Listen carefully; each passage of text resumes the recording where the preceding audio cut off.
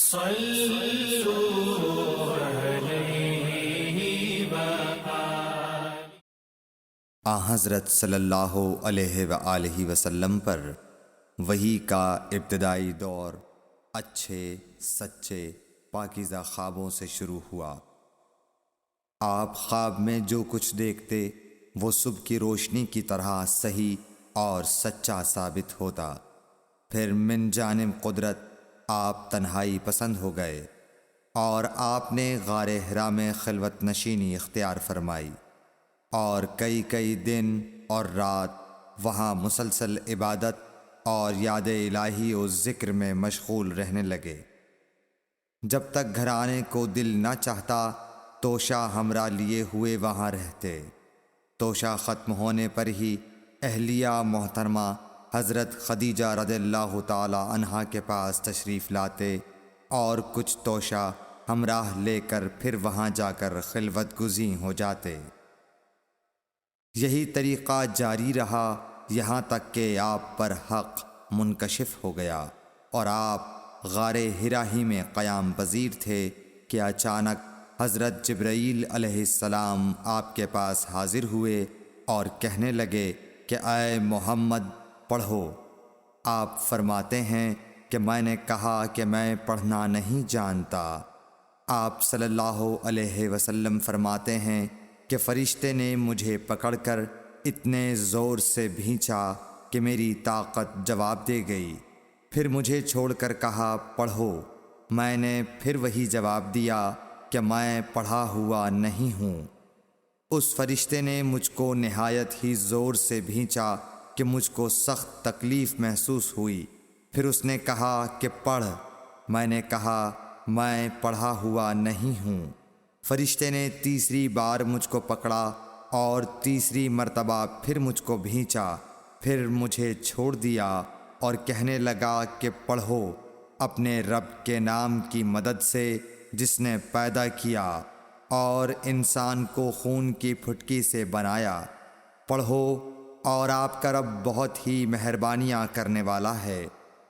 بس یہی آیتیں آپ حضرت جبرائیل علیہ السلام سے سن کر اس حال میں غار حرا سے واپس ہوئے کہ آپ کا دل اس انوکھے واقعے سے کانپ رہا تھا۔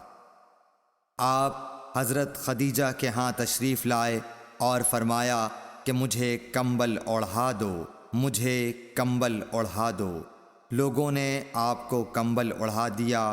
جب آپ کا ڈر جاتا رہا تو آپ نے اپنی زوجہ محترمہ حضرت خدیجہ رضی اللہ تعالی عنہا کو تفصیل کے ساتھ یہ واقعہ سنایا اور فرمانے لگے کہ مجھ کو اب اپنی جان کا خوف ہو گیا ہے۔ آپ کی اہلیہ محترمہ حضرت خدیجہ رضی اللہ تعالی عنہا نے آپ کی ڈھارس بندھائی اور کہا کہ آپ کا خیال صحیح نہیں ہے۔ اللہ کی قسم آپ کو اللہ کبھی رسوا نہیں کرے گا۔ آپ تو اخلاق فاضلہ کے مالک ہیں، آپ تو کنبہ پرور ہیں، بے کسوں کا بوجھ اپنے سر پر رکھتے ہیں، مفلسوں کے لیے آپ کماتے ہیں، مہمان نوازی میں آپ بے مثال ہیں اور مشکل وقت میں آپ امر حق کا ساتھ دیتے ہیں۔ ایسے اوصاف حسنہ والا انسان یوں بے وقت ذلت و خواری کی موت نہیں پا سکتا۔ پھر مزید تسلی کے لیے حضرت خدیجہ رضی اللہ تعالی عنہا آپ کو ورقہ بن نوفل کے پاس لے گئیں جو ان کے چچا زاد بھائی تھے اور زمانہ جاہلیت میں نصرانی مذہب اختیار کر چکے تھے اور عبرانی زبان کے کاتب تھے۔ چنانچہ انجیل کو بھی حسب منشائے خداوندی عبرانی زبان میں لکھا کرتے تھے۔ انجیل سریانی زبان میں نازل ہوئی تھی، پھر اس کا ترجمہ عبرانی زبان میں ہوا۔ ورقہ اسی کو لکھتے تھے۔